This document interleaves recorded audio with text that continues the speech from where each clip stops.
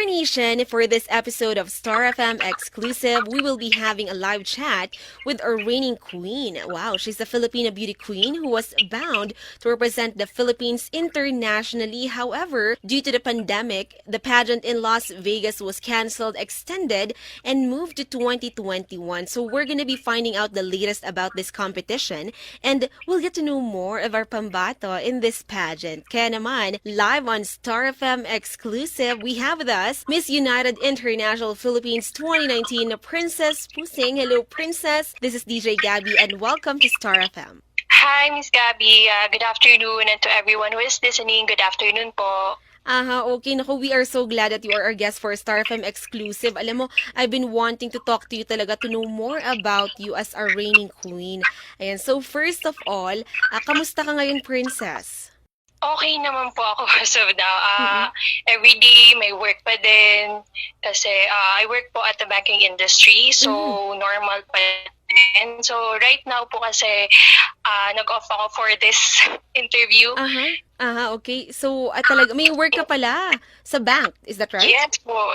Yes po. Okay. Naku, nakakatuwa naman. And tuloy pa rin, parang frontliner, kumbaga, di ba? Oo. Yes, opo, every day. Oo. Okay, ayan. Naku, we're happy to know and we're happy to hear from you, okay? So anyway, Princess, sa lahat po ng ating mga listeners, si Princess nga ang ating Miss United International Philippines. So we want to know more about you. So can you tell us something, siguro, can you first tell us something unique about you? And sino nga ba si Princess? Right now po kasi I'm focused on my work. Sa work po kasi everyday po ako doon, nag-work po ako everyday. And may training naman po, right after ng pandemic, I do a lot of training because alam namin talaga matutuloy siya this July. Supposedly po sa Las Vegas. Dapat ako nitong month na to. Pero hindi siya natuloy. But right now, I'm focusing on my work as a frontliner in a banking industry po. Also, I'm doing extra work na din po sa house kasi hindi po ako nakakalabas kasi kasama ko po yung grandmother ko. So, I'm protecting her and yun. So, as much as possible po, I'm doing fundraising din po and donations through online kasi lahat naman po today, pwede na siyang through online makatulong. Yun po yung ginagawa ko right now kasi as much as possible po necessary hindi po ako lumalabas unless na lang po kailangan kong lumabas. So, yun, work bahay kasi sobrang delikado na po talaga ngayon sa labas ng bahay. So, hindi na natin po alam kasi right now po sa building namin marami na rin pong positive. So, doble ingat po talaga. Oo, naku. So, mag-ingat ka, Princess. And alam mo, ayan, sa lahat ng ating mga listeners, at least ngayon alam natin kung ano mga pinagkakaabalahan ng ating Miss United International Philippines, di ba? So, ayan nga, she works in the bank, and she is also doing some fundraisings, and then she's at home, and taking care of her grandmom. So, anyway, you are 23 years old, tama, di ba? Yes po. Okay. And then, pwede mo ba kaming kwentuhan? Ano ba ang tinapos mo? And is this your first job sa bank? Yes po, my first job sa bank po. I graduated at Jose Rizal University with a degree of Bachelor of Arts, major in psychology. And I am planning then also to pursue master's degree at Jose Rizal University din po. Pero hopefully po, right after this pandemic, makapag-enroll na ako and continue na po yung pag-aaral for clinical psychology. Okay. So anyway, here comes the very interesting part dahil ikaw nga ang reigning Miss United International Philippines. So, pwede mo ba kaming kwentuhan? Paano ba nagsimula ang iyong journey bilang isang beauty queen? And paano ka nasali sa pageant na kung saan nanalo ka last October? At school, it started when I was in fourth year college at Jose Rizal University. That's when I decided to join Miss Jose Rizal University. And luckily po, nanalo ko as Miss JRU. Miss Jose Rizal University 2017. So, 2017 nag-start ang journey ko and then that tuloy-tuloy na. And then I joined Miss Earth right after Miss Jose Rizal University. 2017 also, tuloy-tuloy na po siya. And Sir JC, my mentor, introduced me to this pageant. He said that mayroong first upcoming pageant. First, ano po kasi siya, first Mm-mm. United International pageant siya sa Philippines, na franchise ng Pilipinas po. Aha. Okay, so you are the first pala. You are the first Miss United International Philippines, ano? Yes. Wow, oo. Nakakatuwa naman yan. And then you will represent our country, di ba? So, tell us about that night na nanalo ka bilang Miss United International Philippines. Alam mo, we're very late, pero congratulations. Oo, so, Thank you. yes, congratulations. So, tell us about that. And, It is unexpected because I thought I would never win any crown, but pero in God's will, nanalo ako that night. Maybe siguro binigay ko naman po yung best ko. I really work hard on it. Pinagsabay ko work, pageantry, and my other sidelines din. So, hindi pa rin siya, up until now, hindi pa rin siya nagsisink in sa akin. Pero, I'm so happy and I'll do my best po to represent the Philippines. Oo. Ayun, nakakatuwa naman. So, syempre, hindi mo nga in-expect ito. Pero, can you tell us about the advocacy na, your advocacy as a beauty queen, and how are you pursuing this? How did you pursue this?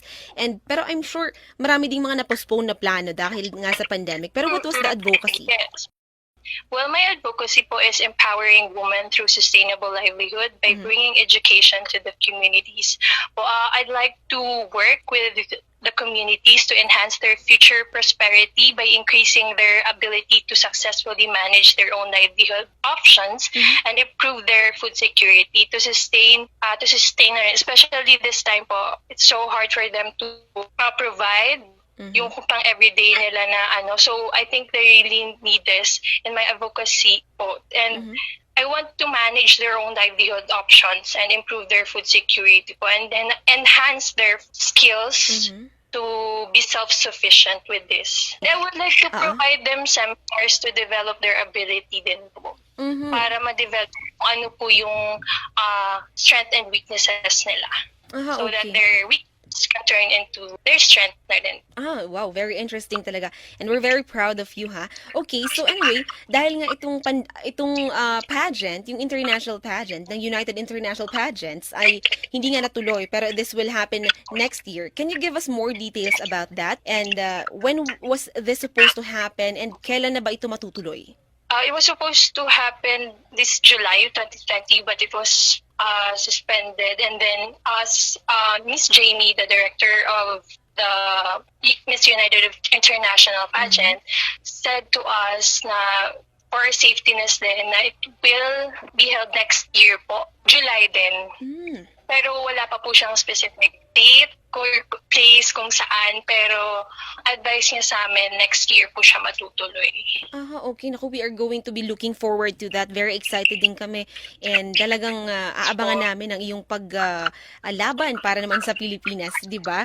So, ano ba yung mga preparations na ginagawa mo for your international pageant ngayon? And nakatulong ba ang quarantine for you to prepare more? Yes po, I do home workout because as of now, bawal po, sobrang delikado pumunta ng gym. And then I do readings din at home if I have available time during weekends because yun lang ako nagkakaroon ng time for myself. During weekends, I do the readings, I do home workout na din, and also building my advocacy din po. So, nakikipag-communicate din po ako sa different barangays dito sa Mandaluyong. Okay. Yes. And may I know, kamusta ang iyong family? Ang family mo ba nandyan din sa Mandaluyong? And how are they supporting you in this career of yours bilang isang beauty queen? Nasa Masbate po sila, Masbate Province, yung family ko. So, yung nandito lang po is me and yung dalawang tita ko and yung isa kong lola. So, yung family ko, okay naman sila, they're safe in Masbate. But last month, zero COVID-free yung Masbate. But unfortunately, itong month, nagkaroon sila ng positive case kasi nga po maraming umuwi ng province. And then, during nag-isolate, kina-quarantine yung mga umuwi ng province, mayroong nag-positive. So that's why hindi na sila COVID-free sa Bicol region. Okay. Last month, COVID-free po kasi yung province namin eh. Okay. So, naku, we're hoping na maging okay ang kanilang kalagayan doon. And sana, di ba, Yeah. talagang ang daming naapekto nitong COVID-19 na ito. Pero anyway, gusto ko ding malaman dahil syempre ikaw nga ang isang reigning queen na ngayon. You are Miss United International Philippines. Sino ba ang mga beauty queen na tinitingala mo? Who do you love? Who do you look up to? And who are you most inspired with na beauty queen? It would be Catriona Gray because nakasabay ko din po siya for training when I was last year during her Binibini days. Nakasabay ko siya sa training in walking, in question and answer portion. And I really admire her sincerity, dedication to the pageant, kung ano po talaga yung essence ng pageantry. Okay, so si So, Catriona. dun po namulat na, ito pala yung ibig sabihin, yung purpose why I'm joining pageant. Okay. Oh, actually, I saw a picture of the two of you. Nakita ko yun eh.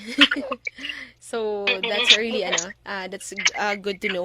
Okay. So, syempre, this is gonna be on July pa or next year, itong international pageant mo. I'm sure excited ka na. Pero, what are you most excited about sa magiging pagpunta mo sa ibang bansa to represent the Philippines?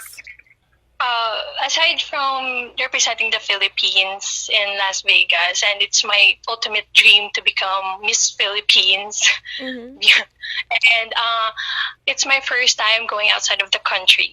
Okay. Yes, and luckily it's Las Vegas, so I'm looking forward to meeting the new queens, sharing my advocacy to them, and sharing stories about their advocacy din also. Ayun, I'm looking forward to that. Naku, nakaka-excite yan, di ba? Lalo na yung ma-meet mo yung iyong mga kasama yung mga queen sisters, sabi nga, di ba? So, we're very excited para sa'yo. Okay, so anyway, what do you wish to tell all our listeners and our kababayans ngayon? Do you have a promise para sa kanila as you are bound to bring pride to the Philippines next year? To the Philippines, to the listeners, I'd like to promise you that I'll do my best. I'll train hard, and then, represent the Philippines. Okay. Naku, abangan namin yan, Princess. And talagang, I'm sure, magdadala ka sa amin ng karangalan para naman sa ating bansa. Ayan. Pero, maipahabol ko lang, gusto ko palang maitanong to. If you're not a beauty queen, ano ba talaga ang gusto mo? What is your ultimate dream? What is your ultimate goal? I wanted to become a flight attendant. That's my very ultimate goal. And then, ever since when I started in pageantry, I'd like to build an organization where it is all about education. So I am focusing on that goal right now. To have my own organization about education.